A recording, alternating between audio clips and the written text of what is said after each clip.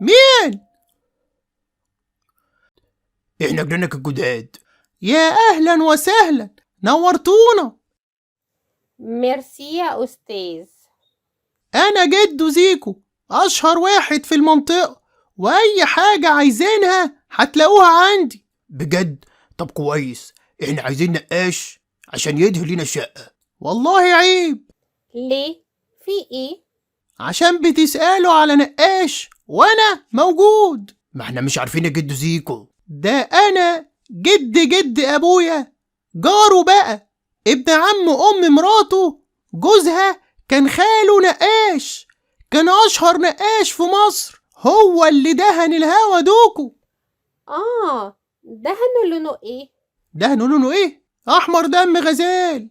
وانا عرفني دهنوا ايه؟ المهم انا هبيض شقتكو وما تخافوش. ماشي يا جدو زيكو، احنا عايزين الوان معينه. كله موجود من اول الاحمر لحد النبيتي. نبيتي إيه يا جدو زيكو؟ أنا عايزة كافيه أوليه. عايزه تروحي القهوه؟ دي في اول الشارع، بس دي مش بيقعد فيها ستات، ما انصحكيش تروحي هناك. قهوة إيه؟ أنا عايزة الحيطان لونها كافيه أوليه. لا حول ولا قوة إلا بالله، هتدهنوا بيتكو قهوة؟ إيه الناس الغريبة دي؟ هو لونه كده كافيه أوليه يا جدو زيكو؟ أمال ليه نقاش ومبتعرفش في الألوان؟ والله الألوان المايعة دي مش بتيجي على معدتي. على العموم هعملها كافيه نيلة زي ما انتوا عايزين. وعايزة كمان بيبي بلو في الأوضة. وهجيب لك عيال منين دلوقتي زر؟ أنا مش بتاجر في الأعضاء البشرية. لأ بقى، هفضل أترجم كل لون كده يا جدو زيكو ولا إيه؟ ما انت لو بتقولي ألوان معروفة زي باقي خلق الله أنا هفهمك. عايزة لون أزرق فاتح.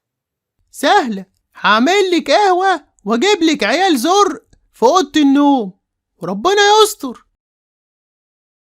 ايه ده جدو زيكو ده؟ بصراحة لقيت القهوة ما ينفعش ادهنها في الحيطة، ومحدش راضي يدينا ابنه طبعا، فقلت بقى اعملك حاجة على مزاجي. Oh my god! Impossible!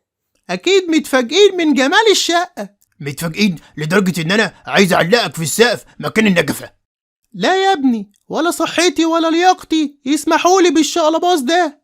اقولك خد الفرشة دي وادهن بقى الحيطة عيال زرق عيال خضر زي ما انت عايز، اما انا بقى سلام عليكم.